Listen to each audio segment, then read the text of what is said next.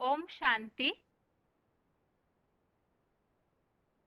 भगवत गीता श्लोक क्लास में आज के बेसिक कोर्स के टेस्ट के लिए टॉपिक है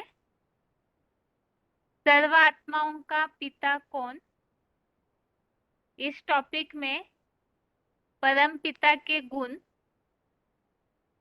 और गीता के भगवान के टॉपिक में हमने कल के क्लास में जो भविष्यवाणियां समझी थी उन भविष्यवाणियों के लिए प्रश्न। सबसे पहला प्रश्न है, परम पिता अभोक्ता है? पता नहीं चल रहा है। हेलो हेलो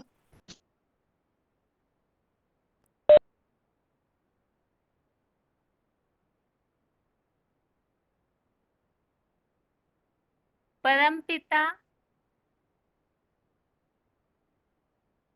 अभोक्ता है अर्थात क्या, और इसके लिए लागू होने वाला कौन सा श्लोक हमने समझा है।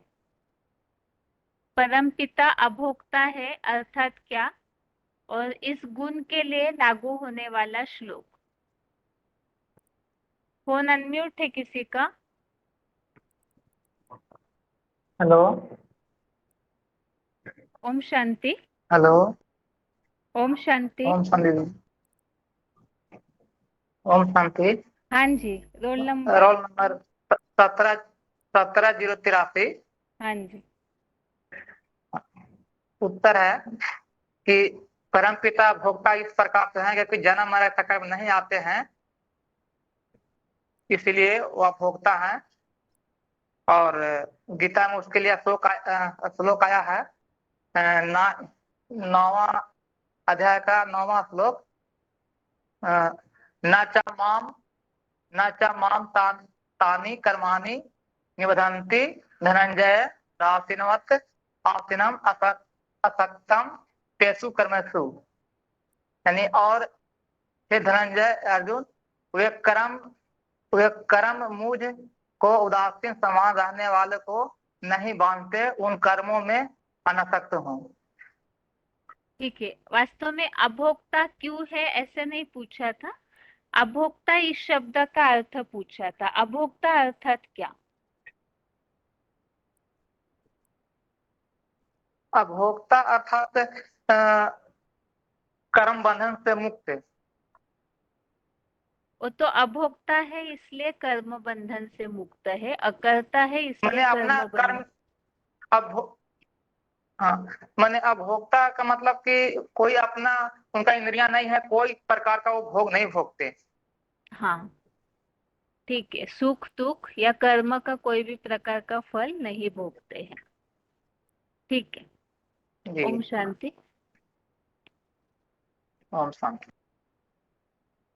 अभी अगला प्रश्न है,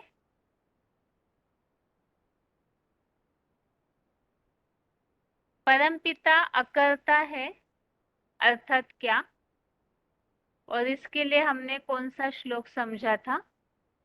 परम पिता अकर्ता है अर्थात क्या और इसके लिए हमने कौन सा श्लोक समझा है। फोन अनम्यूट है किसी का? हाँ, ओम शांति बहन जी। ओम 24526 रोल नंबर डब्बगुड़ी। हाँ जी।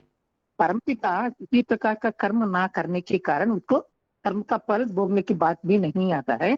अकर्ता के साथ साथ अभोक्ता भी है। अकर्ता अभोक्ता होने के कारण वो सदा पवित्र एवर प्योर है। इसके बारे में 4/4वें अध्याय में 13 श्लोक में आया है, चातुर्वर्ण्यम मया सृष्टम गुणकर्म विभागशः सत्य कर्तारम विधि अकर्तारम अव्ययम, ऐसा आया है। इसमें भगवान बता रहे हैं, मैंने गुण कर्म के विभाग अनुसार पुरुषोत्तम संगम युग में 4 वर्णों को रचा था।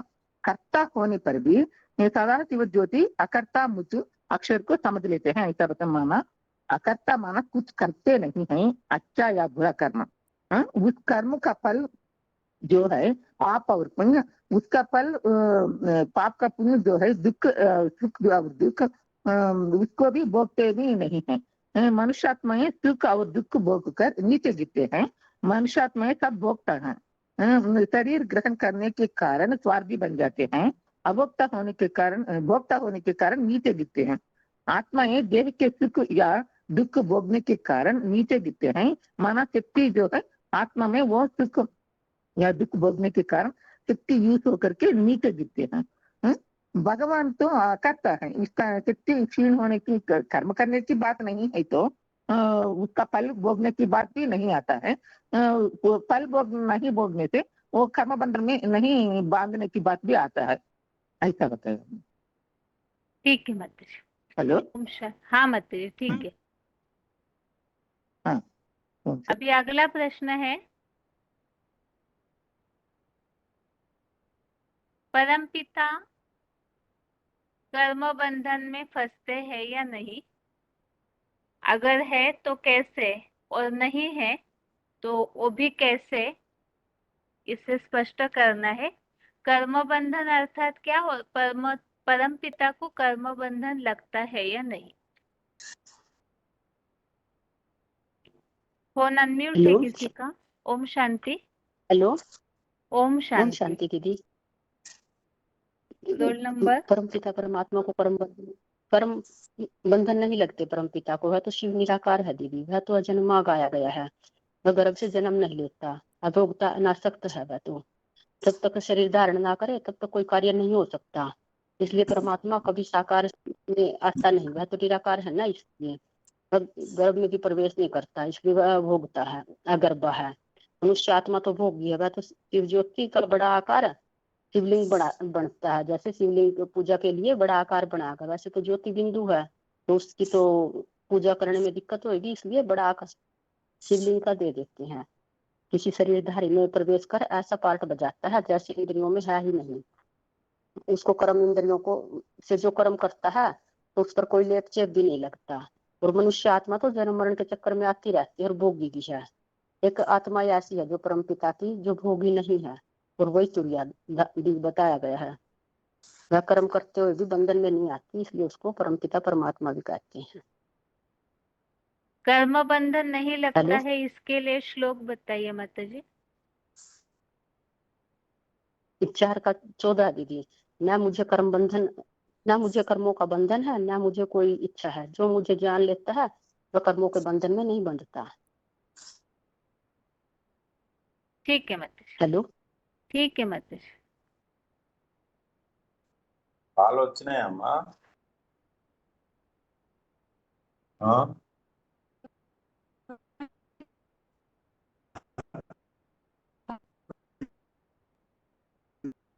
अभी अगला प्रश्न है,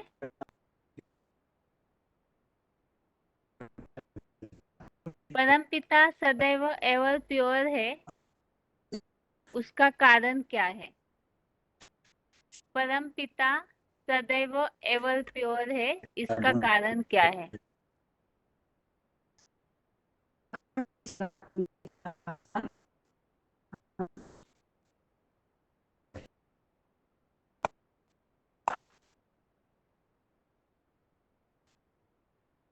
फोन अनम्यूट है किसी का?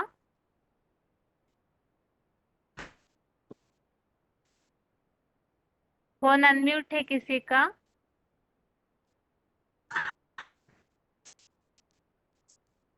जन 2 दिन में 12,000 मार्क्स।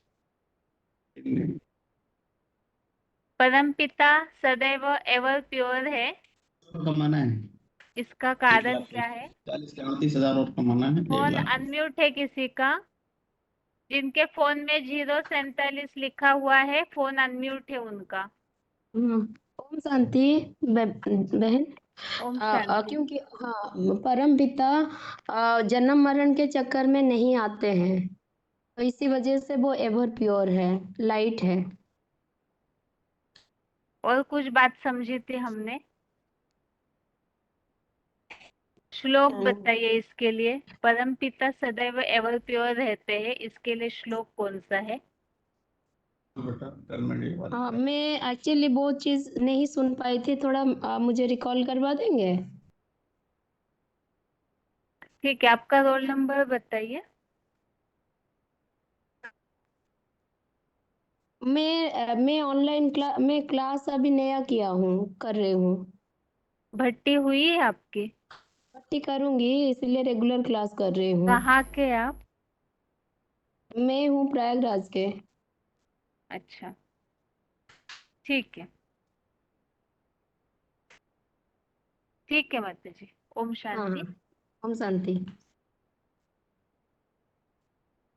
अभी अगला प्रश्न है।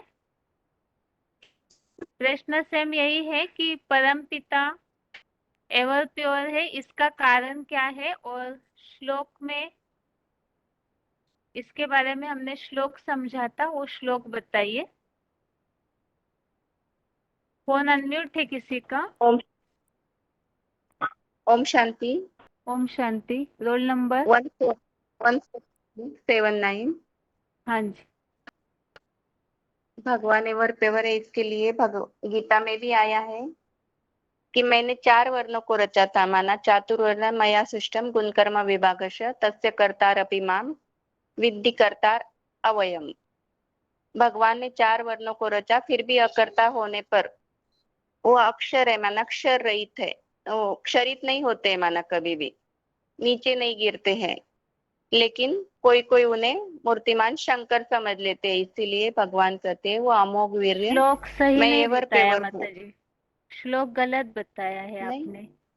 ये नहीं है श्लोक, एवर पेवर ये 9 का 9 अकर्ता के दीदी। लिए श्लोक देखा था। अकर्ता के लिए एवर पेवर है भगवान, तो फिर इसके लिए यह आएगा न च माम तानि कर्माणि निबंधति धनंजय। उसके लिए कर्म बंधन में यद्वी नहीं आप पड़ते हैं, वो उसके लिए है। भक्ता के लिए है ये भी तो। एवर प्योर मतलब एवर पतित न होना। पतित न ये होते मतलब नीचे नहीं गिरते, तो नीचे नहीं गिरने के लिए कौन सा श्लोक है? नीचे नहीं गिरते तो फिर वो तो जन्म मरण के चक्र में ही नहीं आते, तो उसके लिए तो यही श्लोक आएगा 13 ठीक है। का 21। हम्म। नहीं, बराबर है। ठीक है, नहीं ओम माता शांति। जी, ये श्लोक भी नहीं है। आप दूसरा कोई भी एक श्लोक बताइए, जैसे परम पिता को कर्म बंधन में नहीं फंसते, इसके लिए श्लोक बताइए। और तो 9 का 9। हाँ बताइए श्लोक। न च माम तानि कर्माणि निबंधति धनंजय उदासीन व्रत आसीनम असक्तम तेषु कर्मसु। माना वे कर्म भगवान को नहीं बांधते, भगवान उन कर्मों में उदासीन समान रहते हैं।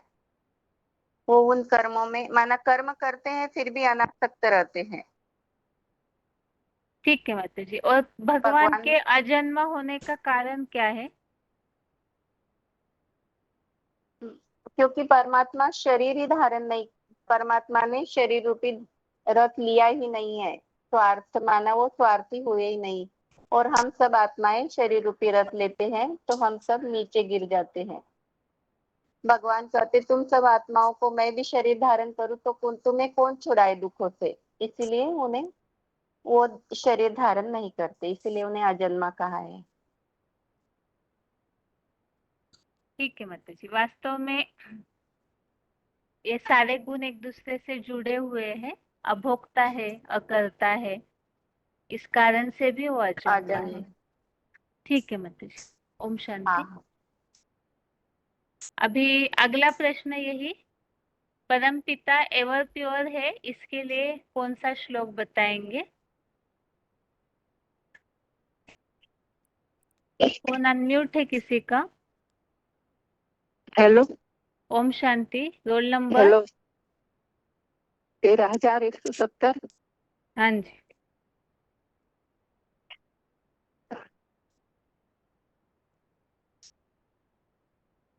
हाँ माता जी, बताइए उत्तर।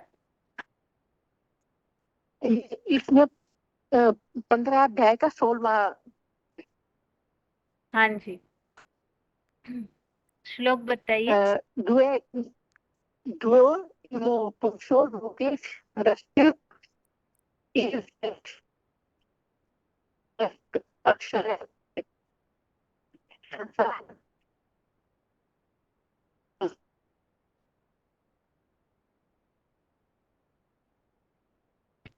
नेटवर्क कट होता है माता जी हमेशा आपके फोन का।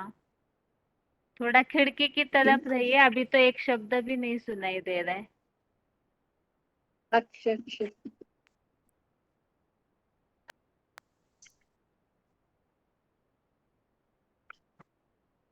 हेलो। हाँ जी। हाँ, ये अध्याय का 16वां श्लोक है। हाँ तो पुरुषो लोके क्षरस्य अक्षर उच्यते। संसार में ये दो ही प्रकार की आत्माएं हैं, अक्षर और सभी प्राणी विनाशी हैं और शिखर पर स्थित अमोघ वीर्य कहा जाता है। ठीक है माता जी। हेलो। ठीक है माता जी। अभी भगवान के गुण बताइए, जो गुण हमने समझे हैं, कौन से गुण समझे हमने भगवान के?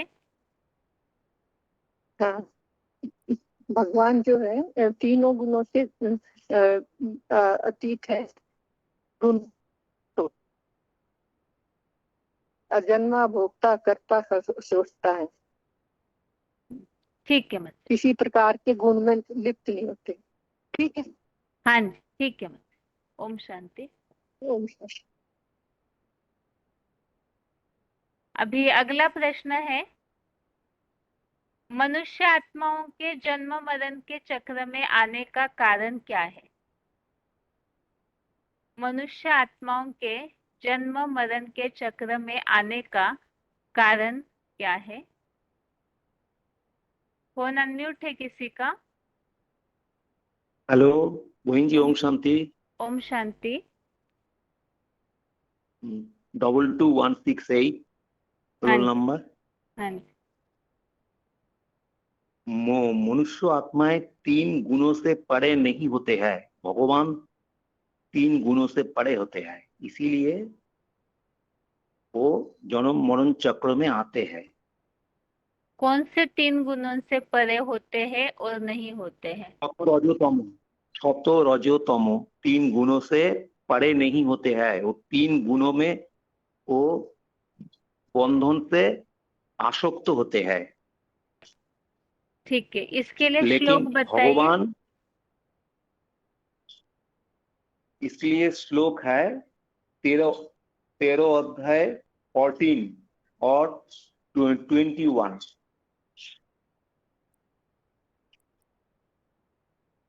श्लोक 13 बताइए। अध्याय 14।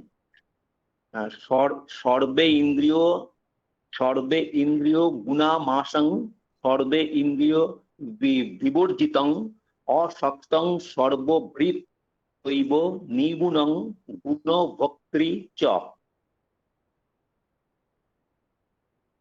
ठीक है। इसका अर्थ है, हाँ हाँ बताइए, और अर्थ बताइए। और हाँ, इसका अर्थ है अर्जुन के रथ में सब इंद्रियों गुणों का आभास होती है, फिर भी मन बुद्धि से जैसे भूली हुई सब इंद्रियों विहीन की सदा काल निराकारी तेज वाला कोई में भी अनासक्त होते भी सब प्राणी मात्र का पोषण करता है और वो निर्गुण है, तो भी मुकर्रर रथ में गुणों का भोक्ता है। और 13 चैप्टर में 21 श्लोक भी ऐसा ही है।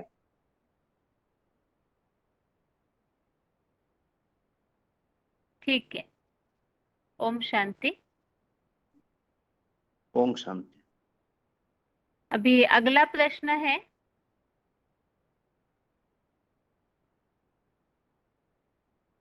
परमपिता के ये जो तीनों गुण है, इनका आपस में क्या संबंध है?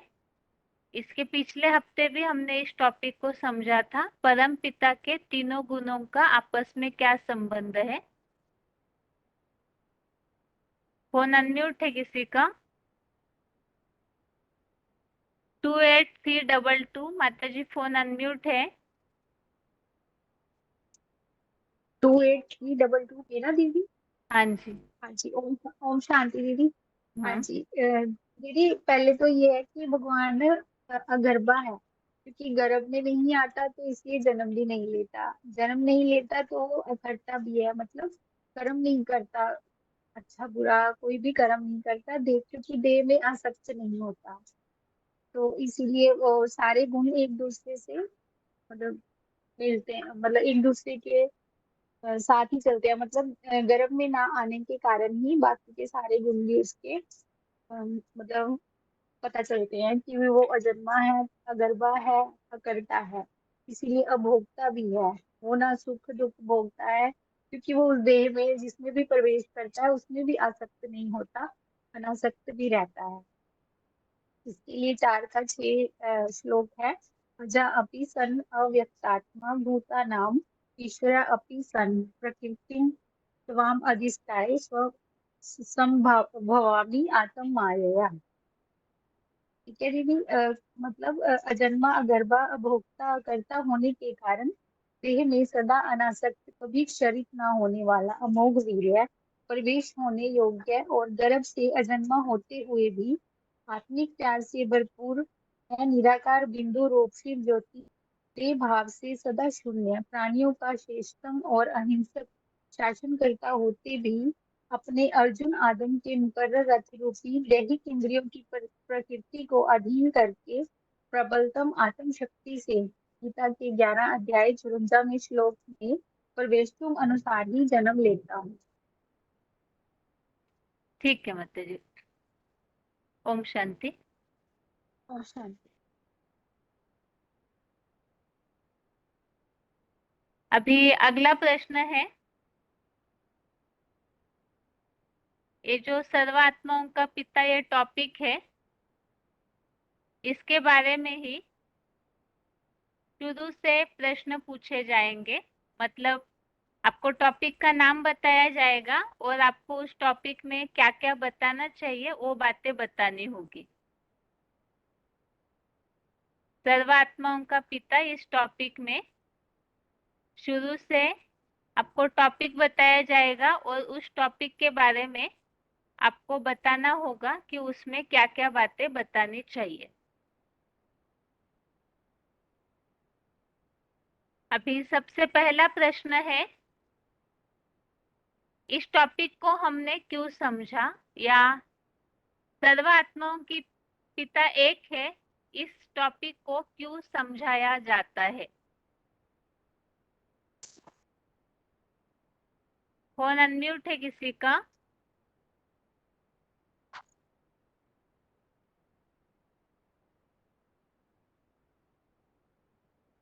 सतना के माता जी का फोन अनम्यूट है। हेलो। हाँ माता जी। ओम शांति दीदी। हाँ जी। 22,707। हाँ इसलिए, हाँ इसलिए इसको जानना जरूरी है कि जैसे कहते हैं ना कि मनुष्य जन्म बड़ा दुर्लभ है, तो वो दुर्लभ जो है तो वो दुर्लभ कब का है, तो वह यही कल्प के अंत में पुरुषोत्तम संगम युग, जब आप आकर के मनुष्यों को राजयोग शिक्षा के द्वारा मनुष्य को देवता बनाते हैं, तो तभी का ये मनुष्य दुर्लभ जन्म मनुष्य का गाया हुआ है। तो ये जो दुर्लभ जन्म है तो इसे सफल कैसे करेंगे, जब भगवान बाप को पहचान कर और बाप को पहचान कर ज्ञान को धारण करें, राजयोग को धारण करेंगे, तभी मनुष्य देवता बनेंगे। लेकिन मनुष्य देवता तो तभी बन सकते हैं ना जब भगवान बाप को पहचानेंगे। तो भगवान बाप को पहचानने के लिए तो भक्ति मार्ग में तो अनेकों गलत फहमियां हैं, जो कह देते हैं कि भगवान ढेर के ढेर हैं। हिंदू धर्म में तो ऐसा गाया है ना कि भगवान तो देवताओं के लिए तो कहा जाता है 33 करोड़ देवताएं हैं, लेकिन भगवान के लिए तो एक ही शब्द आया है। और यह भी कहा जाता है ना कि सबका मालिक एक, गॉड इज वन। लेकिन वह गॉड इज वन कौन है, भगवान के प्रैक्टिकल नाम रूप को न जानने के कारण बुद्धि भटक गई है। अनेकों को ढेर के ढेर भगवान मान लेते हैं, अनेक अनेक मंदिर गिरजाघर बनाए हैं। कहीं कह देते भगवान का 24 अवतार है, कहीं कहते हैं 4 अवतार है, हनुमान भगवान है, गणेश भगवान है, राम भगवान है, कृष्ण भगवान है। लेकिन भगवान पिता तो एक ही होगा ना। जैसे देवता और भगवान के अंतर में नहीं समझते हैं। जैसे राम भगवान कहा तो राम को भी तो रामेश्वर दिखाया है, राम को भी पूजा करते हुए दिखाया है। और कृष्ण को जो कहते हैं तो कृष्ण को भी गोपेश्वर मंदिर बना हुआ है, कृष्ण को भी पूजा करते हुए दिखाया है। लेकिन गीता में तो आया है कि मततः परतरम अन्यत् किंचित अस्ति धनंजया आप सर्व इदम प्रोक्तम सूत्रे मणिगणा इव, कि मेरे से श्रेष्ठ अन्य कुछ भी नहीं है, यह सारा जगत मेरे स्मृत रूपी धागे में पिरोया हुआ है। तो भगवान से तो श्रेष्ठ कोई नहीं है। तो भगवान तो पूज्य होगा, वो पुजारी नहीं होगा। और भगवान को न यदि भगवान को जानते तो ये बुद्धि एकाग्र होती, भटकती नहीं। तो भगवान को तो जैसे हाँ, भगवान को यदि जानते तो बुद्धि भटकती नहीं, एकाग्र होती। और याद करने के लिए अलग से दिन, अलग से स्थान न चुनते। याद तो ऐसे की जाती है कि जो वो स्वतः ही याद आता है, उसको नाम जपने की जरूरत नहीं होती। जैसे कि कहा जाता है ना कि कर तो माला में फिरे, जीभ फिरे मुखमाही, मनुआ तो चौदिस फिरे, ये तो सुमिरन नाही है। तो याद कब कर सकेंगे? जब उसको पहचानेंगे। जैसे कि माता पिता अपने पुत्र को याद करते हैं और कोई स्नेही संबंधी को याद करते हैं तो वो स्वतः ही याद आता है, उसका नाम तो नहीं जपते हैं। तो वो स्वतः क्यों याद आता है? क्योंकि उसको जानते हैं, उससे संबंध जोड़ा है, तो इसलिए वो याद आता है। तो ऐसे ही भगवान को भी हम जब उसे जानेंगे, उससे संबंध जोड़ेंगे, तभी वो हमें याद आएगा। लेकिन कहते तो हैं भक्ति मार्ग में कि माता पिता तुम मेरे, तुम्हारी कृपा से सुख घनेरे हैं। तो तो यदि जैसे कि जो करोड़पति बाप का बच्चा होगा तो वो तो पाई पाई के लिए मुहताज नहीं होगा, वो अशांति उसको नहीं होगी, अशांति के लिए वो भटकेगा नहीं है। भगवान को तो शांति का सागर, प्यार का सागर, सुख का सागर कहा जाता है। तो भगवान को न पहचानने के कारण बुद्धि भटक गई है, अलग अलग धर्म खंड बन गए हैं और आप पतित बन गए हैं और आपस में लड़ाई झगड़ा करते रहते हैं। तो जैसे कि भगवान को कहा, भगवान को पिता, तो भगवान को कोई नहीं जानता है। जो गीता में भी आया है कि न मे विदुषुर्गुणः प्रभावम न महर्षया हम आदिदेवा नाम महर्षि नाम सर्वस्य, मुझे न देव दानव असुर कोई नहीं जानता है, क्योंकि सब प्रकार से आदिदेव मैं हूँ। वह पिता है। जब तक पिता बच्चों को अपनी जीवन कहानी ना बताए तो बच्चे कैसे जानते हैं पिता को।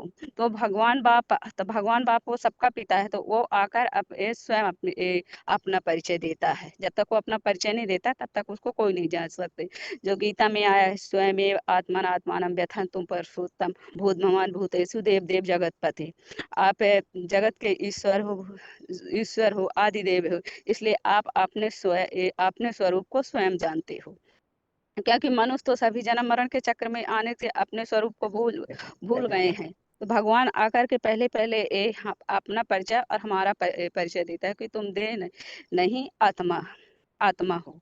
और क्योंकि जो गीता में भी आया है कि भगवान सभी प्राणियों के भूत भविष्य वर्तमान को जानता है, लेकिन उसे तीनों काल के परे को उसका कोई नहीं जानता है। तो भगवान अलग है और देवता अलग है। या भक्ति मार्ग में तो भगवान को ही देवता मान लेते हैं। देवता के लिए भी जो गीता में आया है कि यंति देवान देवव्रता यंति पितृव्रता मध्य जीन अभिमाम, कि देवों के भक्त देवों को पाते हैं, पितरों के भक्त पितरों को पाते हैं और मुझे भजने वाले मुझे पाते हैं। और दीदी भूल रहा, हाँ, कि भगवान को जब भगवान को जब जान जाएंगे तो जो भगवान के लिए ये जो गीता में आया है कि जो मुझे जान जाएंगे, कि जो लोक के आज जो अजम अनादिचा व्यक्तिम लोक महेश्वरम असमूढ़ मतरेषु सर्व पापे प्रमुचते। तो जो भगवान ने कहा है कि जो मुझे अजन्मा तीनों लोक का महान शासक जान लेता है वह मनुष्य वो में मोह रहित और सर्व पापों से मुक्त हो जाता है। तो भगवान का नाम रूप देश काल न जानने के कारण बुद्धि भटक गई। तो भगवान का नाम रूप देश है, भगवान का ठीक है नाम भी माता है जी, रूप आप रुकिएगा अभी, आपने तो स्टार्टिंग सारा अच्छे से बता दिया। जी, अभी आगे ज्योति और बिंदु उसका पहचान नहीं था तो उसको भी दीदी अभी बताना था, वो थोड़ा बीच हाँ में ही बताना था तो भूल गए हैं, जो कि हाँ, ज्योति नहीं बिंदु कोई से बात लेकर नहीं। है। आगे जी अगले हफ्ते के क्लास में इसके आगे का कंप्लीट कीजिए, तब तक जी और किसी से पूछेंगे, ठीक है। जी जी जी दीदी जी। आप ये कोर्स अभी तक तो अच्छे से बताए, तो आप इसे रेडी करके रखे, जहाँ कोर्स बताना है ना तब सर्वात्माओं के पिता में आप ये टॉपिक पूरा कंप्लीट कर दीजिएगा, ठीक है? जी जी दीदी। ठीक है। शांति। अभी इसके आगे है परम पिता के रूप के बारे में क्या क्या बातें बतानी चाहिए। माता जी ने जहाँ टॉपिक छोड़ा है उसके आगे का टॉपिक पूरा कीजिए। फोन अनम्यूट है।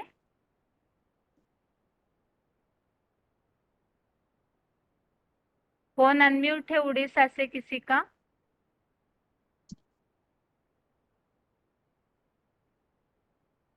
हेलो। ओम शांति। ओम शांति। हाँ जी। हेलो। हाँ जी, माता जी ने जहाँ छोड़ा उसके आगे का बताइए। हेलो, मेरा आवाज आ रहा है? हाँ जी। अच्छा ठीक है, मैं समझ नहीं पाया। ठीक है, हाँ, ये तो सबसे बड़ी अहम बात है कि किसको जब हम याद करते हैं तो पहले उसकी शकल चेहरा मोहरा याद आती है। तो बगैर याद से तो किसको तो हम माने उनकी याद हमारा अंदर समा नहीं पाएगा। इसलिए भगवान को याद करना ये सबसे बड़ी अहम चीज है। इसके लिए उसका तरीका वो बताया कि उनको तो पहले ऐसे होता ना, कलयुग अंत में तो सब भूल जाते हैं, क्योंकि मनुष्य आत्मा जन्म मरण चक्र में आते आते अंत समय में जेटा बताया कि इच्छा द्वेष समैथुने द्वंद्व मोहन वार्त सर्वभूतानि समूहे स्वर्गे यान्ति परम तप।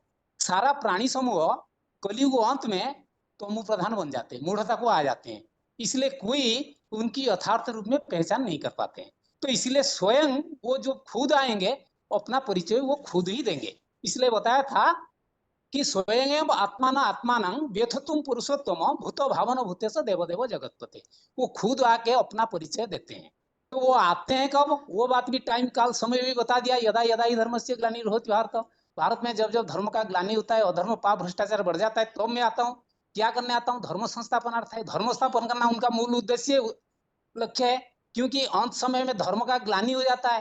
धर्म का धारणा करता सर्वस्व धातारम अचिंत्य रूपम आदित्य वर्णम जो बताया, तो उनका असली रूप बताया वहीं पे कि अणु अणियान स्मरेत। तो मेरा रूप जो अणु अणु से भी और सूक्ष्म है। तो सूक्ष्म को अचिंत्य रूपम, जिसको सहज में कोई याद नहीं कर पाता, फिर याद करेंगे कैसे ना? वो रूप कैसे किसी तन में, वो जिस तन में प्रवेश करते हैं उस तन के आधार पर उन रूप को जानने की पहचानने की बात है। तो वो रूप ऐसे सूक्ष्म है जिसको जैसे कि बहुत चीज दुनिया में देखने में आंखों में आता नहीं, लेकिन महसूसता होती है। जैसे स्थूल चीजें हम बता सकते हैं, कोई हवा है वो तो देखने में नहीं आता, लेकिन उसको महसूस कर सकते हैं या नहीं? जरूर कर सकते हैं। ठंडा है, गर्म है। ऐसे ही जैसे चुंबक के अंदर शक्ति है, चुंबक तो देखने में आता है, उसके अंदर शक्ति है, उसको हम कैसे महसूस करेंगे? जब लोहा उसके नजदीक जाएगा, वो खींचता है नहीं खींचता है उसके आधार पर पता चलता है। ऐसे दुनिया में बहुत सारी चीज है जिसके अंदर शक्ति है, ताकत है, ऊर्जा है, लेकिन वो पता तब चलता है जब उसके संस्पर्श में आने वाले चीज के अंदर वो गुण रिएक्शन होता है, परस्पर आकर्षण विकर्षण होता है, तो पता चलता है। इसे परमपिता परमात्मा को जानने के लिए बताया ज्ञानम गम्यम ज्ञानम ज्ञेयम। मतलब ज्ञान के आधार पर तुम जान सकते हो और मुझे पहचान भी सकते हो, और ज्ञान के आधार पर मुझे प्राप्त भी कर सकते हो। इसलिए ज्योतिषाम अपि तज्ज्योति तमसा परम उच्यते ज्ञानम ज्ञेयम ज्ञानम गम्यम सर्वस्व हृदु विष्टितम। अर्थात मुझे ज्ञान के आधार पर तुम जान सकते हो। तो कैसे जानेंगे वो ज्ञान? कौन सा ज्ञान, कहाँ, किसी आधार पर देते हैं? वो जिसके आधार पर देते हैं वो ज्ञान के बारे में बताया 11:54 में। भक्तत्व अन्य शक्य अहं अविविदु अर्जुन ज्ञान तुम दष्टुम च तत्वेन प्रवेशुम च परम तप। मैं जिस साधारण मुकरतन में प्रवेश करता हूँ वो प्रवेशता के आधार पर तुम मुझे पहचान पाते हो, जान पाते हो, समझ पाते हो।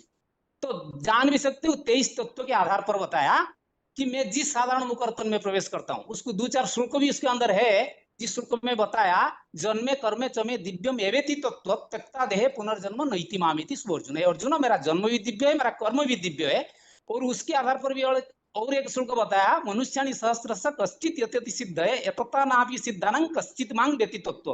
तत्व के आधार पर 23 तत्व जो है वो तथ्य के आधार पर हम उस व्यक्तित्व को समझ पाएंगे, जान पाएंगे।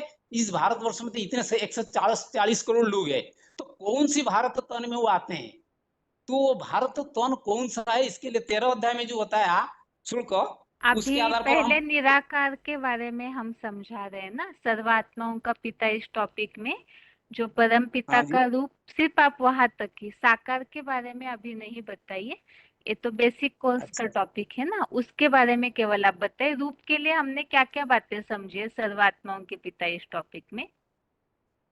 हाँ रूप के बारे में तो यही जो रूप बताया अणु अणियार स्मरेर स्मरेर और वो ज्योति सामोपी तज्ज्योति तमसो परम उच्यते, ये 2 श्लोक है। हेलो हाँ, कोर्स में और क्या क्या बातें हम बताते हैं रूप के बारे में भगवान के, रूप निराकार के के बारे रूप में के लिए क्या क्या बताते हैं हम, वो बातें बताइए। जो सर्वात्मा को पिता दर्शाया गया है कि हर धर्म के लोग उनको ज्योति स्वरूप में मान्यता देते हैं। जैसे कि क्रिश्चियन लोग उनको कहते हैं गॉड इज लाइट, तो और बौद्धिज्म में उसको स्टैंड पर गोलाकार ज्योति रख के उनको ज्योति स्वरूप भी मानते हैं। और धर्म जो है क्रिश्चियन धर्म के बगैर जो सिख धर्म है, वो सिख धर्म पिता जो है वो ओंकार परम ब्रह्म ऊपर वाला भगवान कह के ऊपर को दिशा निर्देश करता है। कोई भी आदमी ऊपर वाले भगवान कहते हैं, ऊपर तो कोई तत्व नहीं है, कोई स्थूल जड़ तत्व जहाँ पे कोई साकार शरीर होगा, तो जरूर आत्मिक स्वरूप में ज्योति स्वरूप में, ये बात की यादगार है। और वो हर धर्म के लोग उनको ज्योति स्वरूप में मान्यता। हमारे जो हिंदू धर्म के लोग है ज्योतिर्लिंगम के रूप में बहु प्राचीन काल से, सिर्फ भारत नहीं विदेश में भी तो शिवलिंग का जो ज्योति स्वरूप रूप में प्राप्त माने सार्वभौम मान्यता प्राप्त हुई है। तो इसीलिए भगवान को हम निराकार रूप में मान्यता देना स्वाभाविक है और सारी दुनिया इसको मानते हैं, इसमें कोई दो राय नहीं है। महाभारत में क्या उल्लेख आया था, परम पिता महाभारत जो निराकार है इसका? वन पर्व में तो भूल रहा हूँ, तो ध्यान नहीं। एक बड़ा सा अंडाकार सा रूप प्रकट हाँ होने की हाँ बात आई, हाँ जब हाँ सृष्टि हाँ के आदि काल में कुछ भी नहीं था तब, हाँ, और उसी की यादगार में शिवलिंग बनता है। बनता है ठीक। ठीक है, इधर से ठीक। अभी आगे और किसी का फोन अनम्यूट है? একটা দেখি একটু অ্যাড 5 মিনিট।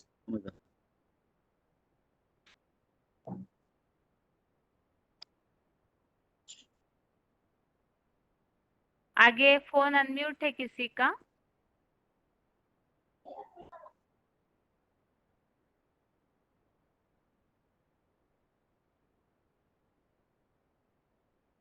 फोन अनम्यूट है किसी का?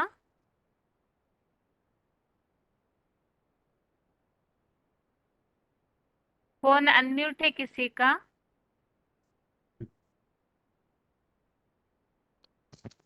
हेलो। हाँ जी, ओम ओम ओम शांति। शांति।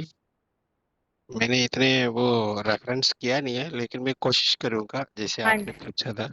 हाँ जी, तो अभी दृष्टि से सृष्टि बदलता है, तो दृष्टि में सृष्टि बदलने के लिए भगवान को आते कैसे है, भगवान का रिमेम्बरेंस कैसे होता है, वो तो अभी भाई ने बताया है।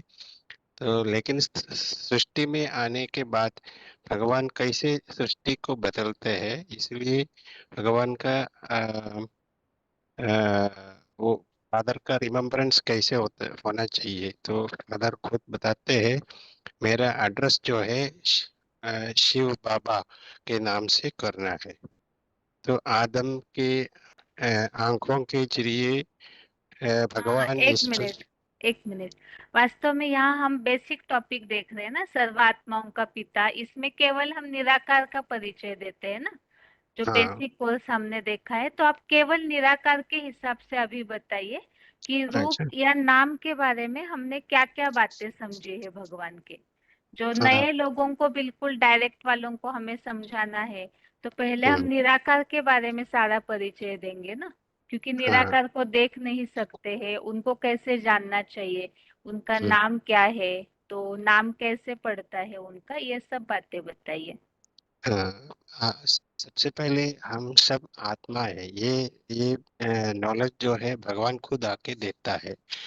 तो आत्मा ज्योति बिंदु है, ज्योति बिंदु अपने आप को कुछ कर नहीं सकता, जब वो देहभान में आते हैं तभी कुछ कर पाएंगे। तो भगवान जो है वो एक बिंदु स्वरूप है, नॉलेजफुल है, लेकिन वो नॉलेजफुल तब है भगवान को खुद कुछ करने का जरूरत नहीं है, क्योंकि उनको करने अपने आप करने लायक कुछ है नहीं।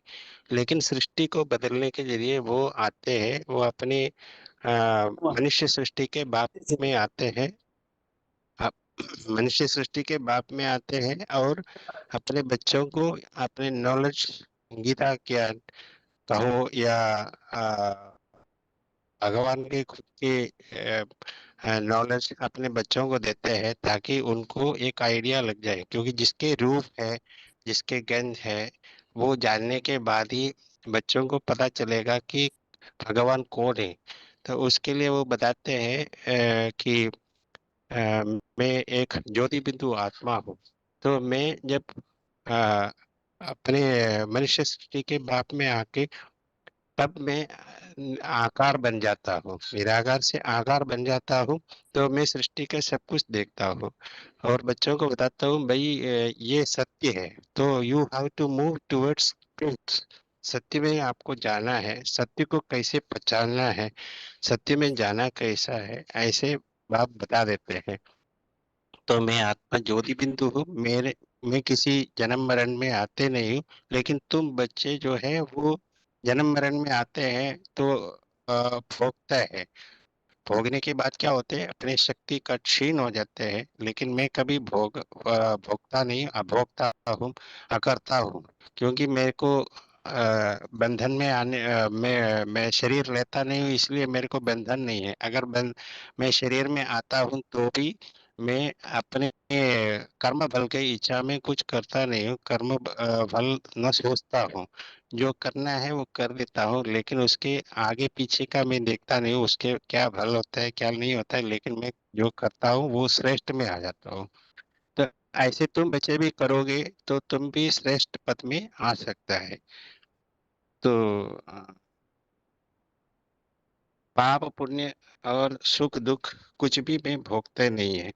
तो मैं अभोक्ता हूँ, अकर्ता हूँ और अजन्मा हूँ। ना मेरे को मैं गर्भ में जन्म लेता नहीं हूँ, मैं दिव्य जन्म करता हूँ। अपने प्रकृति को अपने आधार में करके उसमें मैं अपने आप को इस धरती में आता हूँ। तो मुझे ऐसे न अकर्ता है, अभोक्ता है, अजन्मा है और जन्म मरण में आते नहीं है, शरीर लेते नहीं है, हमेशा आत्मिक स्वरूप है। इसलिए मेरा नाम हमेशा शिव रखता है, सो जो मंगलकारी है। तो शरीर नहीं लेने से इसलिए सुख दुख भी भोगता नहीं हूँ। तो इसलिए इस पूरे दुनिया की पूरा दुनिया का भी अगर नष्ट कर दिया तो भी उनके पाप पुण्य का फल आते नहीं है। इतने में अभी ठीक समझ। है, ठीक। ओम शांति। ओम शांति। अभी अगला टॉपिक है इसी सर्वात्माओं के पिता इस चित्र में। एक तो नाम हो गया, तो परम पिता का नाम शरीर के आधार पर नहीं पड़ता है, वो गुणवाचक नाम है। तो इसके बारे में, नाम के बारे में हमने जो बातें समझी है उन बातों को बताइए। परम पिता के नाम के बारे में हमने क्या क्या बातें कोर्स में समझी थी। फोन अनम्यूट है किसी का?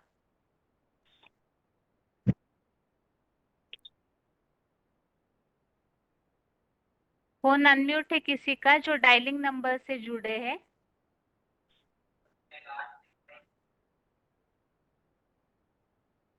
फोन अनम्यूट है किसी का?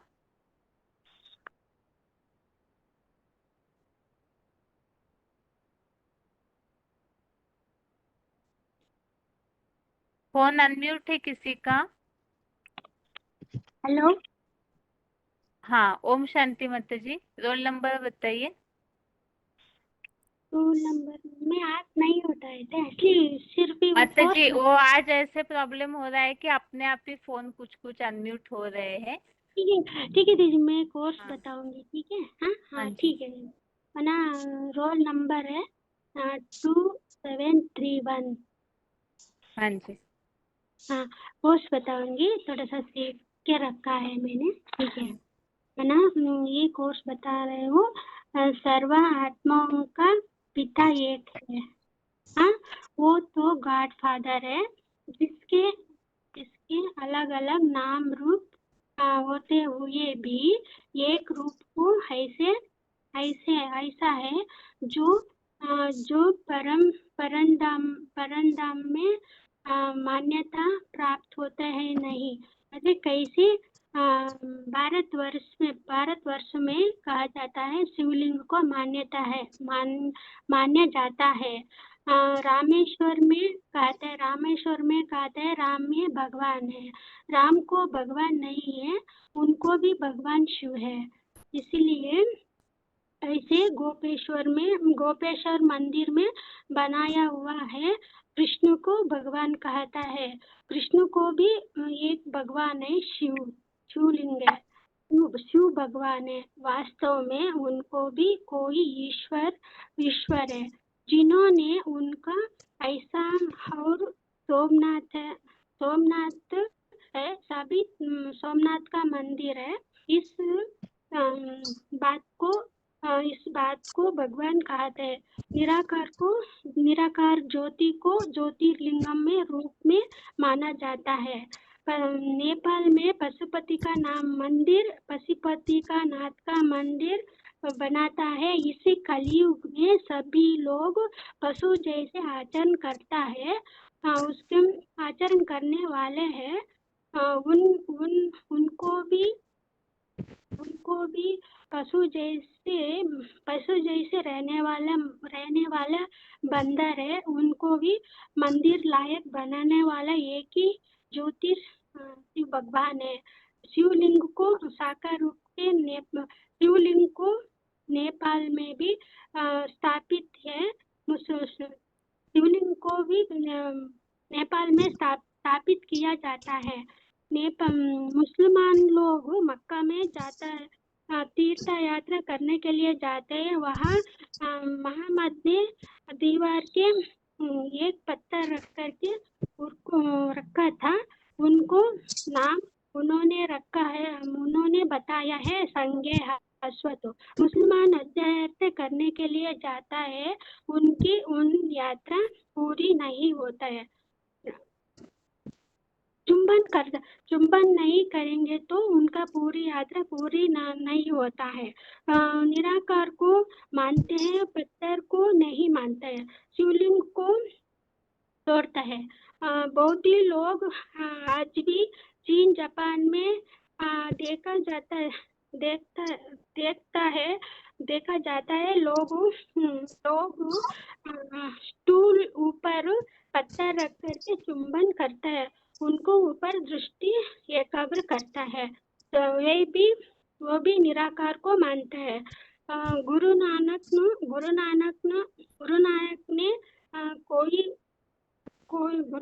ने कहा जाता है एक ओंकार, ऐसे बोलते हैं, निराकार को मानता है। इसी ईसाइयों के धर्म ग्रंथ में बाइबल में लिखा हुआ है गॉड इज लाइट। परमात्मा को ज्योति है। सब धर्म में इस एक ही रूप के मानता है। सब धर्म वाले परमपिता परमात्मा का रूप से नहीं मानते हैं, अलग अलग रूप के माना जाता है। वास्तविकता यह है कि किसी की बुद्धि में नहीं है। वहाँ निराकार ज्योति अब इस सृष्टि पर आता है तो जो दो आत्माओं को चुनता है। वो आत्मा है राम और कृष्ण वाली आत्मा है। वो उनसे विनाश और स्थापना करने के लिए निमित्त बनता है। बहन जी, मैं पहले ऐसे नहीं करते था, थोड़ा सा लिख करके मैं पढ़ रही हूँ, सही है गलत है बता दीजिए। ठीक है माता जी, आज तो पढ़ रहे हैं, लेकिन नेक्स्ट टाइम आपको बोलने की आदत करनी होगी, ठीक है ना। हाँ ठीक है दीदी। पहले हम हिंदी का थोड़ा हमारा अपना भाषा में करते थे ना, इसलिए थोड़ा सा इधर अटक जाता है, इसलिए मैं वो हाँ हाँ उसी दिन मैं गलत बोली थी, इसलिए मैं लिख करके पढ़ करके मैं पढ़ रही हूँ, इसलिए गलत है सही बताएंगे तो हम अगले नहीं टाइम चलेगा अपने माता जी। जैसे एक बार आपने पढ़ लिया तो अगली बार आप इसी को शॉर्ट में बोलने की प्रैक्टिस कीजिए, जिससे आपको आदत हो जाएगी बोलने की। हाँ, इसीलिए मैं प्रैक्टिस कोशिश कर रही दीदी। मैं पहले ऐसा मुंह खोल करके नहीं बताते ना, इसीलिए हम लोगों को पढ़ने के लिए नहीं आता, इसीलिए मैं अभी पढ़ने के शुरू कर रहा है दीदी। ठीक है। हाँ ठीक है माता और जी, अगले बार इसी को आपने अच्छे से रेडी किया है, आप इसको बस अपने आप बोलने की कोशिश कीजिए, ठीक है। बोलने के मना हमारा भाषा में ये बात उठाएंगे तो सारा आ जाते दीदी। एक एक पॉइंट को चुन करके पढ़ करके बुद्धि में रख करके बोलने के लिए थोड़ा सा टाइम लगता है, इसीलिए मैं अच्छा लिख करके मैं ठीक है, पढ़ा तो रही। ऐसे ही कीजिए, जब तक आपकी हिंदी की आदत नहीं होती आप लिख करके बोल दिया कीजिए, ठीक है। कम से कम उस कारण से बोलने की प्रैक्टिस हो जाएगी, हाँ ठीक हाँ है दीदी, माता। हम शुरू करते हैं। हाँ, हिंदी कोर्स बोलने के लिए थोड़ा सीखेंगे तो अच्छा रहता है ना। हाँ ठीक हाँ है दीदी। ठीक ठीक है है। ओम माता जी, ओम शांति। शांति। अभी आगे परमपिता का नाम इस टॉपिक पर बताना है, जो हमने सर्वात्माओं के पिता इस टॉपिक में बताया है। लक्ष्य यह है कि आज के क्लास में पूरी रिवीजन हो जाए, इसलिए जिनका भी फोन अनम्यूट हो रहा है आप शॉर्ट में उस टॉपिक को कवर करने की कोशिश कीजिए। हाँ जी, ओम शांति। ओम शांति दीदी। 27058 बल्लारी। हाँ जी परमपिता के नाम के बारे में अभी तो हम परमपिता के रूप के तो बारे में तो हम तो जान लिया है। वो हम भी परमपिता का रूप भी ज्योति बिंदु है, हम भी ज्योति बिंदु है। पर अभी मना हम जन्म लेने के कारण हमारा शरीर के ऊपर नाम पड़ता है, आत्मा के ऊपर नहीं है। हमको जैसा कर्म करते हैं ना, पाप कर्म करो पुण्य कर्म करो, अच्छे बुरे जो कर्म करते हैं वही संस्कार हमारा अंदर में आ जाता है। उसी हिसाब से कोई को पापात्मा कहते हैं, पुण्यात्मा कहते हैं, आत्मा को ही कहते हैं।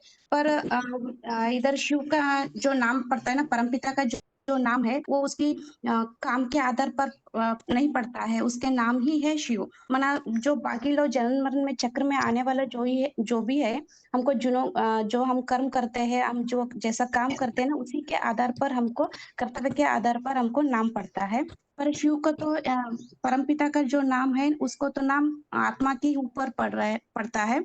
पर शिव माना ही कल्याणकारी, माना कल्याणकारी माना किसी के प्रति ही वो कभी भी अकल्याण करता ही नहीं है। शिव माना ही कल्याण, सबके लिए कल्याण करता है। इसके लिए भी उसका शिव का अर्थ संस्कृत में देखे तो शुभ माना स्वस्थिति में सदा स्थित रहने वालों को ही शिव कहता है। मतलब भगवान के लिए भी ये भी कहते हैं ना, सत्यम शिवम सुंदरम कहते हैं। बस वो सदा सत्य है, सदा सुंदर भी है। माना ये शिव नाम जो है वो गुणवाचक है। माना माने वो जैसा कर्म करता है ना, कर्म के आधार पर माना वो किसी के प्रति ही अकल्याण का भाव ही नहीं है, वो कल्याणकारी है, इसी वजह से उनका नाम शिव पड़ता है। और जैसा वो तो जन्म मरण में चक्र में आता ही नहीं है ना। और माना चौथे अध्याय का 4 का 6 वो श्लोक में भी आता है। माना अजर सन अव्यक्ता अव्यक्त अजय अपि सन अव्यक्तात्मा भूतानाम ईश्वरः अपि सन प्रकृतिम स्वम अधिष्ठाय संभवामि आत्ममाया। ना वो प्रकृति को अधीन करके आत्मशक्ति से जन्म लेने वाला है। वो तो हम मतलब बाकी आत्मा जैसे गर्भ से जन्म नहीं लेता है, वो तो प्रविष्टत का जन्म लेता है, इसी वजह से उनका नाम शिव पड़ता है। वो गुणवाचक है, वो कभी भी बदलता नहीं है। हम जैसा एक शरीर छोड़कर दूसरा शरीर ले आए तो हमारा नाम बदल जाता है। हमारा आत्मा का नाम नहीं है। हम जिस शरीर में जाते हैं उसी का काम के आधार पर हमारा नाम पड़ता है। पर आजकल की दुनिया में तो नाम अलग रहता है, उनका नाम और काम में देखने में एक जैसा तो नहीं लगता। कहते हैं ना, कोई गंगाधर नाम रहता है, जल की एक बूंद भी नहीं रहता है, ऐसा ही शिव का ऐसा है। उसकी आत्मा का ही नाम शिव है, वो कभी बदलता नहीं है। बस इससे ये भी सिद्ध होता है वो शिव शरीरदारी का नाम नहीं है, वो तो आत्मा का ही नाम शिव है। और इसी वजह से ये भी होता है शिव और मना दो देवात्मा होता है और भगवान होता है, वो तो अलग अलग है। इसके लिए गीता में भी आया है ना, 7th का 23 श्लोक में, अंतवेंत तु फलम तेषाम तत्भवति अल्पमोगास अल्पम मेधसाम मेधसाम ಅಲ್ಪಮೇಧಸಾಂ ದೇವಾನ್ ದೇವಯಜೋ ಯಾಂತಿ मद्भक्त ಯಾಂತಿ मामपि ಅಂದ್ರೆ सॉरी मरे इसके साथ साथ 9th अध्याय में भी 25 श्लोक में भी बोला है ಯಾಂತಿ देवव्रतान देवान पितृ ಯಾಂತಿ पितृव्रताम भूतानि ಯಾಂತಿ भूतेज्य ಯಾಂತಿ मध्याजी अपि माम है ना। इसका देवताओं का जो पूजा करता है ना उसी से वो फल पाता है, पितरों को जो पूजा करता है ना वही उसी से पाता है, भूत प्रेतों को पूजा करने वाला उन्हीं से पाता है, मेरा भक्त मेरे से लेता है ना। इसी वजह से वो देवता और भगवान दोनों अलग अलग है, एक नहीं है। दीदी इतना तक आता हाँ है। जी, ठीक है। ठीक ओम है। शांति। ओम शांति। अभी अगला टॉपिक है इसी चित्र में परम पिता का देश। तो दो बातें हैं, एक तो परम पिता ऊपर के निवासी है उसके बारे में आपको बताना है, और वो भारत देश में आते हैं तो उसका कारण क्या है, ये दो टॉपिक को कवर करना है। अभी जिनका भी फोन अनम्यूट होगा।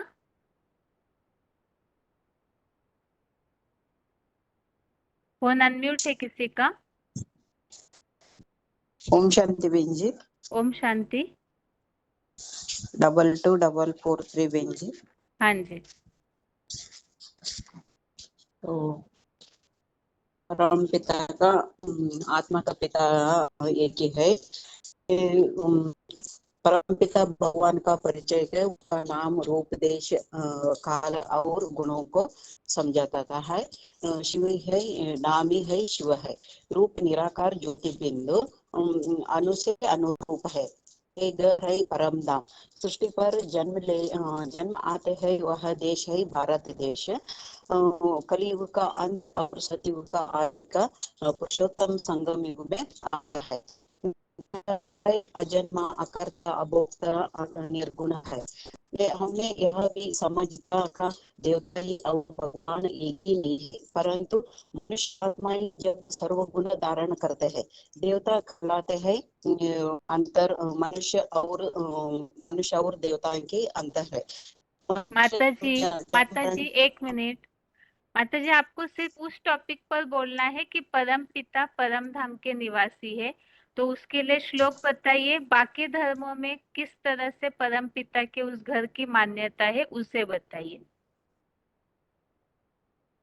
परम पिता शिव परम धाम के निवासी है, इसके लिए श्लोक बताइए। और बाकी धर्मों में किस नाम से परम धाम की मान्यता है, सब धर्म वाले उसे मानते हैं, इसके बारे में बताना है आपको। कर्तव्य है भारत में समझाता है, फिर मान्यता जानते नहीं है। अल्लाह हाँ माता में जी। मानता है। सृष्टि पर समय आता है, पहचान लेते गायन चलता है। सबका मालिक एक कहा जाता है। हिंदू मुस्लिम सिख ईसाई आपस में भाई भाई। हिंदू धर्म में राम कृष्ण भगवान माना, रामेश्वर गोपेश्वर मंदिर में शिवलिंग पूजा दिखाया जाता है। राम और कृष्ण साबित होता है श्रेष्ठ है। शिव मुस्लिम धर्म में अल्लाह रूप में मान्यता है।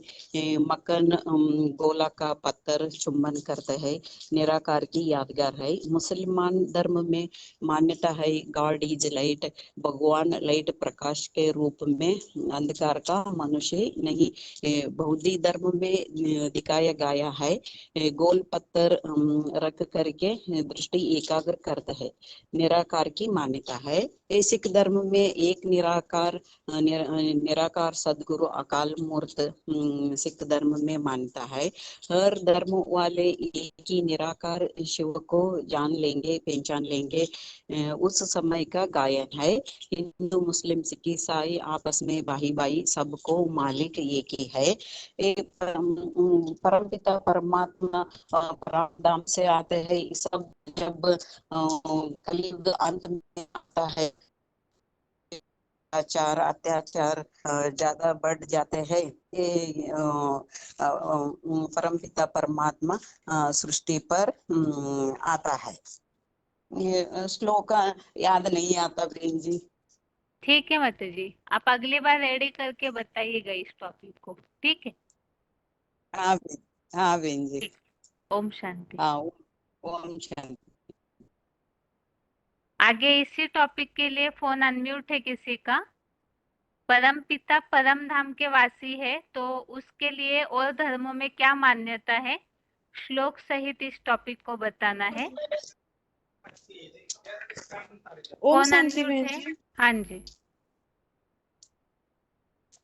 हाँ,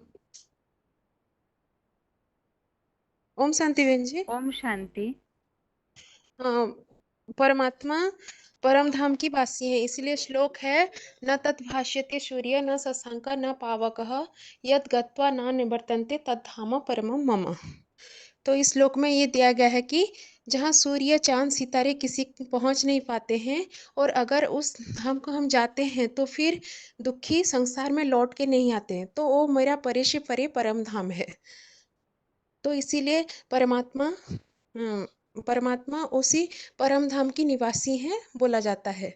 लेकिन जब इस सृष्टि पर माने ये साकार दुनिया पर जब माने आतताई बढ़ते लगते हैं, सारे मनुष्य पशु समान बन जाते हैं, तब भगवान को इस सृष्टि पर आना पड़ता है। मतलब जो कल्प के अंत में अर्थात कलयुग में सारे मनुष्य पशु समान बन जाते हैं, तो उसी मनुष्य को फिर ज्ञान का मार्ग दिखाकर फिर सही रास्ता में लाने के लिए और सतयुग का नई दुनिया का मार्ग दिखाने के लिए भगवान को खुद ही आना पड़ता है।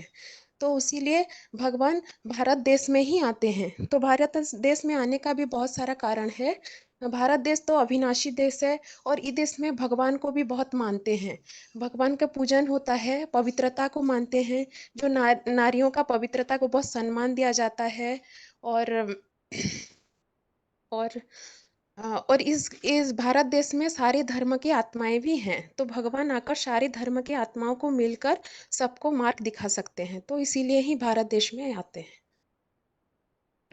बाकी धर्मों में परम धाम की क्या मान्यता है, नाम सहित बताइए। बाकी धर्म में सुप्रीमे बोर्ड बोलते हैं। कौन से धर्म में बोलते हैं सुप्रीमे बोर्ड? अंग्रेज लोग सुप्रीमे बोर्ड बोलते हैं, जैनी लोग मैं कल नहीं पढ़ी थी माता जी, आज ऐसे ही बोल दी। ठीक है, ठीक है। ओम शांति। ओम आप शांति। रेडी कीजिएगा अगली बार और फिर बताइएगा, ठीक है? ठीक है। एक कोर्स अगर होता है तो, नहीं तो कोई भी एक कोर्स रेडी करके बताइएगा।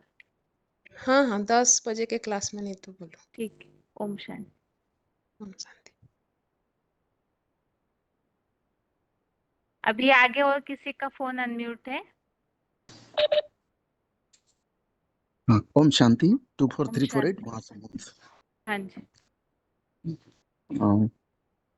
वही हमारा हमारा घर और परम पिता का घर है 15 कक्षा। न तत्र भासयति सूर्यो न शशांक न पावक यद गत्वा न निवर्तन्ते तद्धामम परमम मम। उसका अलग अलग नाम है, ब्रह्मांड, ब्रह्म महतत्व, मूलवतन, निर्वाण धाम, परलोक, मुक्ति धाम, अव्यक्त धाम, शांति धाम, परम ब्रह्म लोक, निराकारी लोक, sweet silence world, supreme एबोड etcetera. धर्म के अनुसार है। हिंदू लोग बोलते हैं सत्यम शिवम सुंदरम ज्योतिर्लिंगम, और सिख धर्म कहते हैं ओमकार निराकार। यहूदी लोग यहोवा बोलते हैं, अग्नि का जो पुंज होते हैं। क्रिस्ट लोग बोलते हैं गॉड इज लाइट। मुसलमान अल्लाह नूर है बोलते हैं। और बौद्ध लोग बोलते हैं गोल बटिया। इतना तो। परम धाम के नाम बताइए। हिंदुओं में और भी नाम समझे थे हमने, और बाकी धर्मों में भी परम धाम को क्या मानते हैं? मुस्लिम, क्रिश्चियंस, जैनी? हिंदू तो शांति धाम कहते हैं। बस केवल शांति धाम? और बहुत सारे नाम समझे थे हमने, कम से कम 5-6 नाम समझे थे। मुरलियों में भी सुनते हम परम धाम के नाम तो। खुदा याद नहीं आ रहा है। मुसलमान लोग क्या कहते हैं? मुसलमान अल्लाह नूर है कहते हैं। हाँ, और परम धाम के लिए? ये खुदा अर्श में रहते खुदा हैं। अर्श में रहते हैं, अर्श बोलते हैं, अर्श। जैनी लोग क्या कहते हैं? सूर्याधाम। सूर्य धाम, वो बहुत सारे। और हिंदुओं में मुक्ति धाम, निर्वाण धाम, निराकारी लोक, अव्यक्त धाम, हाँ, ब्रह्म महातत्व, ब्रह्मांड। ठीक है। हाँ, ये सब बोल दिया आनंद जी, लेकिन हिंदुओं का नहीं बोला। ठीक है, हाँ। जी अगली बार कोई एक कोर्स रेडी करके बताना है श्लोक के आधार से। ठीक है। जी जी। ओम शांति। ओम शांति। अभी टाइम पूरा होने जा रहा है, इसीलिए जो कल भविष्यवाणी हमने समझी थी तो उसे एक बार सिर्फ पढ़ना होगा, क्योंकि वो सिर्फ जानकारी के हिसाब से है। तो इस संबंधित प्रश्न ये है कि जो भविष्यवाणियों को हमने पढ़ा था या गीता के भगवान के टॉपिक में वो दिया हुआ है, उसका कारण क्या है? वो तो दुनियावी जो भविष्य करताए है उन्होंने वो भविष्यवाणियों को बोला है, लेकिन उस टॉपिक को हमने किस कारण से समझा है? फोन अनम्यूट है नेपाल के माता जी का। हाँ जी दीदी, ओम शांति। हेलो। हाँ माता जी। इसी के बारे में एक टॉपिक बनाई हो ना दीदी? हाँ टॉपिक, लेकिन अभी नहीं, क्योंकि अभी 5-10 मिनट ही बाकी है ना, वो भविष्यवाणियां पढ़ना है। तो आप इतना है ना। लंबा नहीं करूंगी दीदी, इतना लंबा, छोटा ही है। ठीक है, बताइए। रोल नंबर बताइए पहले अपना। Roll number 16485। ठीक है, बताइए। भारत शीर्षक है भारत। और भारत सबसे ज्यादा प्राचीन धर्मखंड है और भारत अखंड भूमि है और अविनाशी भूमि है। भारत एक अनोखा देश है, आध्यात्मिकता से भरपूर है। कितना भक्ति करते हैं, मुख्य तीर्थ स्थल भारत में ही देखने में आते हैं।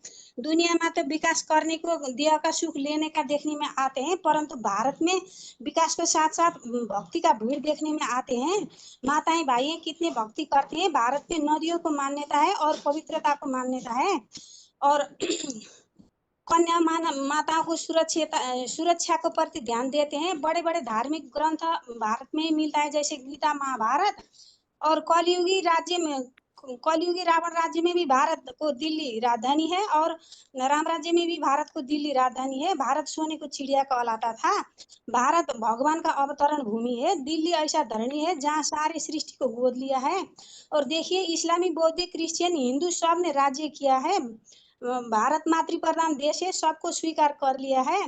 भारत किसी को राज्य छीना नहीं है, पनाह देंगे। और ऐसा धरणी संसार में कहीं भी नहीं है। विभिन्न किस्म का भाषा, जाति, धर्म यही देखने को मिलेगा। यहाँ एक ध्यान देने का बात है कि प्रसिद्ध भविष्यवक्ताओं ने भारत के बारे में वाचन किया है कि कल की पुराण स्वतंत्रता के बाद भारत में एक ऐसा महापुरुष का उदय होगा जो वैज्ञानिकों का वैज्ञानिक होगा। वह आत्मा और परमात्मा को रहस्य को प्रकट करेगा। आत्मज्ञान उनकी देन होगी। और ग्रेटर क्राइस्ट से हालेन तो भारत में एक ऐसा महापुरुष की जन्म हुआ है जो विश्व कल्याण की योजनाएं बनाएगी। और जुलवर्ण तो वह महापुरुष 1962 से पूर्व जन्म ले चुका है, ऐसा बोला है। और ये बात क्या सच दिखाई नहीं दिया है? भारत भगवान का अवतरण भूमि है। जैसे गीता में आया ना, यदा यदा हि धर्मस्य, जब जब धर्म की ग्लानि होती है, अधर्म की वृद्धि होती है, तब मैं आता हूँ। क्या धर्म आपस में टकराट नहीं हो रही है? तो भविष्य वक्ता और शास्त्र शिरोमणि गीता की बात तो मेल खाई। तो क्या अब सोचना नहीं है कि हम भगवान कहीं भारत में आया तो नहीं है? तो भगवान ढोल मजीरा बजा के थोड़ी आते, गुप्ते वेश में आते हैं। जुलवर्ण के अनुसार 1962 से पूर्व वह महापुरुष का जन्म हो चुका है। अभी तो 2025 होने को जा रहे हैं। अब ढूंढना नहीं है। आप लोग भगवान को आप लोग पढ़ते हो ना, जम्बूद्वीप, भारत खंडे, मगध देश, कंपिले नगरी, ब्राह्मण कुल, दीक्षित पुत्र। तो और प्रोफेसर किरो के अनुसार इस देश में एक फरिश्ता आया है। और वो फरिश्ता कौन? गीता में आया इसके बारे में, न तदा सहते सूर्य न शशांको न पावक। जहाँ चंद्र, सूरज और उसको प्रकाश भी भाषित नहीं होगा, उस देश से मैं इस सृष्टि में आता हूँ, ऐसा बोला है। ये बात भी मेल खाया। और मुसलमान लोग क्या फरिश्ता आएगा ऐसा कहते हैं। वो तो फरिश्ता यहाँ आकर फुदक फुदक तो कोई करने संभव नहीं है, किसी का शरीर आधार लिया होगा। तो अब हम गीता के ही प्रमाण देखेंगे, न में विदु सुरगणा परम महर्षय। तो मेरे लिए मेरे ये अजन्मा यो अभोक्ता अशरीरी यो कोई जानते नहीं है, मुझे कोई जानते नहीं है। स्वयं आत्मानम यथार्थम पुरुषोत्तम, मेरा परिचय मैं ही आकर देता हूँ। जन्म कर्म चमे दिव्यम, मेरा जन्म दिव्य पराकाया प्रवेश है। तो दो हो गया ना, एक शरीरधारी एक फरिश्ता। इसको अब फिर गीता में देखेंगे, इदम शरीरम कौन्तेय क्षेत्र मित्ते मिलियते, यह तेरा शरीर रूपी रथ ही क्षेत्र कहा जाता है। वेद में लिखा है कि द्वा सुपर्ण स्वेजा समानम सखाय समानम वृक्षम। तो एक शरीर रूपी वृक्ष में दो पक्षी, आत्मा रूपी पक्षी है, ऐसा लिखा है। और उपनिषद में लिखा है आत्मानम रथिनम वृद्धि, आत्मा रूपी रथ शरीर रूपी रथ आत्मा रूपी रथी। और सारथी भगवान स्पष्ट दिखा है, अर्जुन का शरीर रूपी रथ में दिव्य प्रवेश करके सृष्टि बदलने वाला, नरक को स्वर्ग बनाने वाला हीरा को पहचानना जरूरी है। उनका नाम आत्मा का नाम स प्लस इव शैव संपूर्ण कल्याणकारी, ये आत्मा का ही नाम है, ये बदलता कभी नहीं है। भारत में था ना वो कोहिनूर हीरा, तो इतना वो तो जड़ हीरा था, वो कोहिनूर हीरा तो जड़ हीरा था। अब चैतन्य हीरा को कितना चमक होगा, इसको गीता में देखेंगे। ज्योतिषा मविता ज्योति और आदित्य वर्ण, ज्योति स्वरूप और आदित्य वर्ण माना सूर्य का स्वरूप, सचिद आनंद स्वरूप। चिद सत माना सत्य, कभी असत्य नहीं होता है, और चिद माना प्रकाशमय, जिसको याद करने से आनंद प्राप्त होता है। और स्वयं प्रकाशित। और गायत्री मंत्र में लिखा है कि भर्गदेव से धीमहि, भर्ग माना तेजिलो स्वरूप। और वाला इतना बड़ा हस्ती भारतवासी साधारण मुकर्रर रथ में आया हुआ है। अब पुरानी दुनिया जाने वाली है, नई दुनिया आने वाली है, फिर भारत सोने को चिड़िया बनाने वाले मेरे प्यारे भारतवासी मित्र जन, साधारण तन में आए हुए भगवान से मिलन मेला मना ले। अभी कुंभ मेला यहाँ लगने वाला है, और सत्य परमात्मा को संग करेंगे तब तो असली सत्य संग होगा। भारतवासी ने पुकारा था, इसलिए भगवान भारत में ही आ गया। तो कितनी खुशखबरी है, कहते हैं ना। तो आशित काम्पिल्य नगरे सोमयाजी कुलोद्भवम दीक्षितो यज्ञ दात्यक्ष यज्ञ विद्या विशारदम, काम्पिल्य सदृशम तीर्थ नास्ति भूमंडले क्वचित। जहाँ भगवान अवतरित हुआ है वही तो सबसे बड़ा तीर्थ होता है ना। काले पंच सहस्राणी वर्षाणी तिष्ठ भूतले। तो 5000 वर्ष पहले भी भगवान भारत में आया था। अब फिर अगली कल्प में भगवान भारत में आने का ड्रामा में नूद है। कल्प कल्प लगी प्रभु अवतारा, सबसे भाग्यमानी भारतवासी है। भारत धरा पर भगवान अवतरित हो चुका है। अच्छा दीदी, ओम शांति। ठीक है माता जी।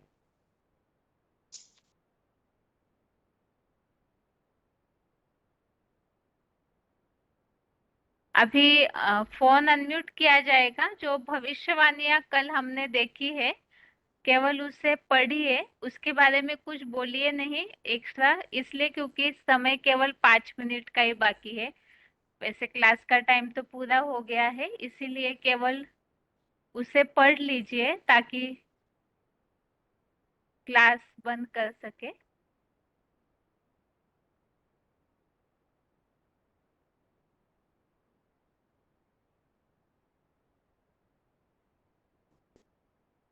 फोन अनम्यूट किया है किसी का? हेलो, ओम शांति। ओम शांति दीदी। रोल रोल नंबर है नंबर? 18,636। हाँ जी। मधुबन? बांदा बांदा। ठीक है माता जी। भविष्यवाणी दीदी पढ़ रहे हैं। हाँ जी। कल की पुराण में बोला है, स्वतंत्रता के बाद भारत में ऐसे महापुरुष का उदय होगा जो वैज्ञानिकों का भी वैज्ञानिक होगा। वह आत्मा और परमात्मा के रहस्य को प्रकट करेगा और आत्मज्ञान उसकी देन होगी। उसकी वेशभूषा भी साधारण होगी। उसका स्वास्थ्य बालकों जैसा, योद्धाओं की तरह साहसी, अश्विनी कुमारों की तरह वीर, युवा और सुंदर शास्त्रों का प्रकाश पंडित, मानवतावादी होगा। एंडरसन अमेरिकन मतलब बोला है कि अरब राष्ट्रों सहित मुस्लिम बहुत बहुल राज्यों में आपसी क्रांतियों और भीषण रक्तपात होंगे। इस बीच भारतवर्ष में जन्मे महापुरुष का प्रभाव व प्रतिष्ठा बढ़ेगी। यह व्यक्ति इतिहास का सर्वश्रेष्ठ मसीहा होगा। वह एक मानवीय संविधान का निर्माण करेगा जिससे सारे संसार की एक भाषा, एक संघीय राज, एक सर्वोच्च न्यायपालिका, एक झंडे के रूप की रूपरेखा होगी। और ग्रेरार्ड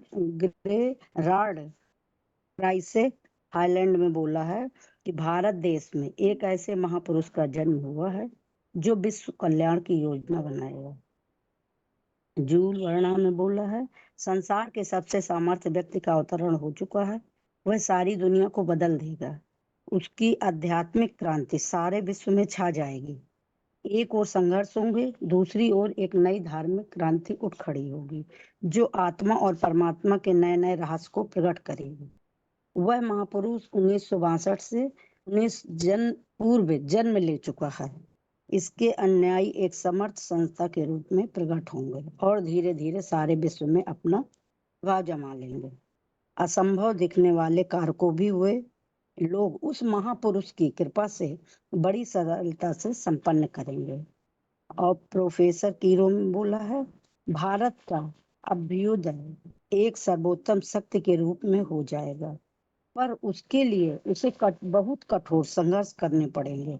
देखने में यह स्थिति अत्यंत कष्टदायक होगी, पर इस देश में एक फरिश्ता आएगा जो हजारों छोटे छोटे लोगों को इकट्ठा करके इनमें इतनी आध्यात्मिक शक्ति भर देगा कि लोग बड़े बड़े बुद्धिजीवियों की मान्यता मिथ्या सिद्ध कर देंगे। और गोपीनाथ शास्त्री में भी बोला है, अवतारी महापुरुष द्वारा जबरदस्त वैचारिक क्रांति होगी। इसके फलस्वरूप शिक्षण पद्धति बदल जाएगी। वर्तमान शिक्षा प्रणाली केवल पेट भरने तक सीमित है। कथित आत्मज्ञानहीन बुद्धिजीवियों से लोगों की घृणा होगी। भारतवर्ष का एक ऐसा धार्मिक संगठन नेतृत्व करेगा जिसका मार्गदर्शन स्वयं भगवान हो। धार्मिक आश्रम जन जागृति के केंद्र बनकर कार्य करेंगे। ठीक है माता जी। ये भविष्यवाणी हमने क्यों समझी थी माता जी? ये मतलब ये परमपिता परमात्मा जो साकार तन में आए हुए हैं वो महादेव के लिए गया है कि मतलब एक महापुरुष का, ऐसे महापुरुष का जन्म हुआ है जो मतलब अपने अपने तरीके से उन्होंने लिख कर रखा हुआ। हाँ जी, ठीक है। ओम शांति। ओम शांति। आज के टेस्ट में केवल सर्वात्माओं का पिता कौन है इस टॉपिक के ही रिवीजन हुई है। तो ये कोर्स तो हम वैसे भी सुन चुके, काफी लंबे समय से रिवाइज भी हो गया है, तो प्रश्नों के उत्तर तो बाकी नहीं है। बाकी अगले हफ्ते से, जैसे कि पहले बताया था, 8 प्रश्नों के उत्तर गीता के आधार से हम समझेंगे और काफी सारी मुरलियों में जहां जहां भी इसके उल्लेख आए हैं उसके क्लिप्स भी सुनेंगे, क्योंकि 8 प्रश्नों के बारे में बहुत से वार्तालापों में शिव बाबा ने ये बात बोली है कि वो प्रश्न जब बनाए थे, सब जगह पे चिपकाए थे, अनाउंस किए थे, तो उस समय ऐसे बहुत था कि बहुत से एडवांस में चलने वालों को भी उसके सही उत्तर देना नहीं आ रहा था। तो बाबा ने ये बात बोली थी वार्तालाप में कि पहले तो जो प्रश्न पूछने वाले हैं उनको भी इसके उत्तर सही रीति देना आना चाहिए। तो इसीलिए अगले हफ्ते से 8 प्रश्नों के उत्तर हम समझना शुरू करेंगे। तो उसमें सबसे पहले जो सर्वव्यापी नहीं है, एक व्यापी है तो कहाँ है, इसके बारे में जो होगा प्रश्न उसको समझना शुरू कर रहे हैं। तो रिवीजन कुछ होगी नहीं क्योंकि सर्वव्यापी नहीं है यह टॉपिक, प्रश्न का उत्तर भी है और साथ में रिवीजन भी है, तो साथ साथ ही रिवाइज भी हो रहा है और 8 प्रश्न में से पहले प्रश्न का उत्तर भी उसी में समाया हुआ है। तो अलग से रिवीजन का टॉपिक नहीं होगा, केवल एक नया टॉपिक ही कोर्स के समय रहेगा। इसीलिए टेस्ट के लिए प्रश्न का स्वरूप यह रहेगा, जैसे कि अभी श्लोक के समय 3 या 4 फोन अनम्यूट किए जाते हैं, तो इसी तरह से अगले हफ्ते बेसिक कोर्स के समय भी 3 या 4 फोन एक साथ अनम्यूट किए जाएंगे और अभी तक जो भी कोर्स हमारे रिवाइज हो चुके हैं तो उसके बारे में जहां जहां भी श्लोक हमने समझे हैं तो वो श्लोकों को आपको याद करके रखना होगा। यदि याद नहीं भी है तो देख के बताइए। वैसे कोशिश तो ये होनी चाहिए कि श्लोक हमें याद हो जाए। कम से कम जो मेन शब्द है जैसे आत्मा भ्रुकुटी में रहती है, भ्रू और मध्य प्राणम आवेश सम्यक, आत्मा सूक्ष्म है, तो अनु के लिए जो श्लोक आया, शब्द आया हुआ है, कम से कम आपको इतने शब्द बताना तो आना ही चाहिए। तो इससे संबंधित ही पहला अगले हफ्ते से टॉपिक होगा आत्मा का लेसन। आत्मा के लेसन में जितने भी श्लोक हमने समझे हैं आप जरूर पढ़ करके रखिए। अगर याद नहीं भी हो पाते हैं तो कम से कम पढ़ करके रखिए, नोटबुक में उसके नंबर नोट करके रखिए ताकि जब प्रश्न पूछे जाएंगे ग्रुप में तो समय वेस्ट न हो। तो अभी तो 1 हफ्ते का समय है आप सभी के पास, तो आत्मा के लेसन के लिए पूरी तैयारी कीजिए क्योंकि पीछे के टॉपिक जितने समय बीता जाएगा तो उतना हम भूलते जाते हैं। तो इसीलिए ही 8 प्रश्नों के साथ साथ ही टेस्ट के दिन लास्ट के 20 मिनट के लिए ये प्रश्न रहेगा, ग्रुप में फोन अनम्यूट किए जाएंगे। और अभी इसके साथ ही यहाँ गीता क्लास पूरा होता है। ओम शांति।